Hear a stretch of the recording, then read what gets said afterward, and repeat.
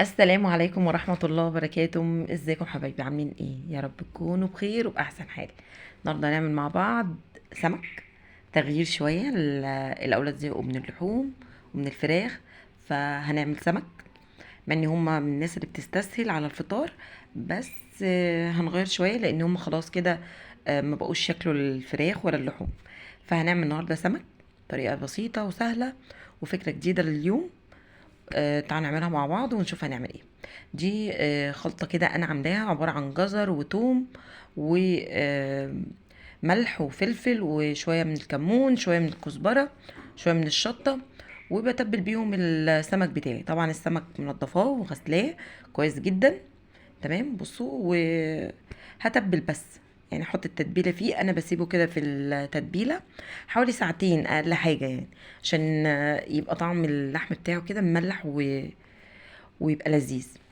هحط بقى كده كل الخلطه في هحط بقى الخلطه كده في قلب السمك زي ما انتم شايفين كده، و هسيبهم زي ما قلت لكم ساعتين اقل حاجه، علشان خاطر ياخد من طعم الملح. تمام، اهو كده خلاص. ما تكتريش الملح في الخلطة علشان ما يبقاش السمك حادق منك. تمام كده. بعد بقى ما عدى عليه الساعتين، فجبت بقى شوية كده من الدقيق. هنعمل تركاية بسيطة. الدقيق دوت هتبل كده بيه السمكية اهو. اديها كده تعفيرة من الدقيق، وهحاول انزل بقى كل الزيادات، يا دوبك ايه، اغلف كده السمكية اهو. تمام. طبعا كلنا عايزين السمك يبقى مقرمش كده من بره وما يبقاش طري ويبقى ماسك نفسه.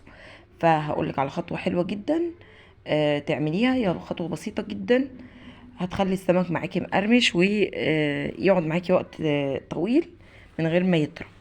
تمام. بعد ما اديت للسمك كله كده تعفيرة من الدقيق، بنزل كده في طبق فيه مية، بنزل كده ابله بالمية واطلعه تاني. تمام. وبعد كده بنزل بقى في الزيت، يبقى زيت غزير، ما يبقاش زيت قليل، علشان لو الزيت قليل السمك هيطرى منك. يبقى الزيت مغلي جامد، يعني بيقدح، وتنزلي بالسمك بتاعك، وما توطيش النار عليه، علشان لو وطيت النار هيطرى وهيشرب زيت. تمام كده. اول ما بيبتدي ياخد لون من اليمه الاولانيه، بقلبه كده على اليمه التانية. ما بياخدش وقت خالص، في دقايق ان شاء الله هتبقي عاملاه. يعني الطريقه بتاعته سهله وبسيطه. هنعمل جنبه شويه رز كده صياديه حلوين.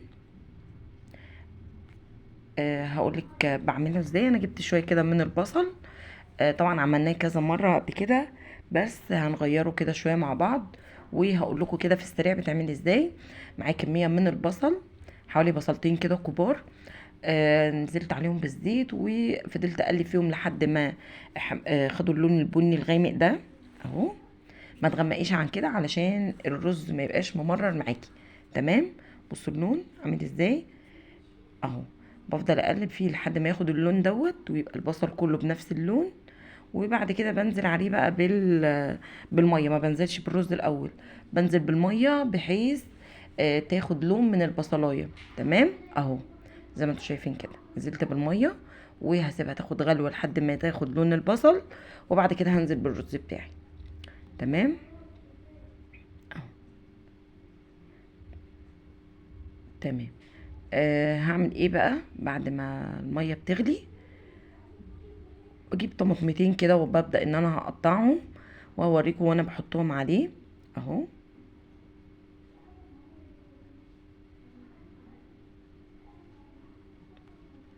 بصوا المية خلاص اهي بدأت تغلي وبدأت تقل كمان. نزلت بالرز بتاعي و هسيبه كده لحد ما ياخد غلوة، وبعد كده بنزل عليه بطماطميتين كده حلوين اهو. تمام. وبعدين بقى بظبط الملح بتاعي والتوابل بتاعه الرز، وخلاص على كده. وكده هكون بقى خلصت الوجبه بتاعه اليوم. هعمل جنبها شويه من السلطه.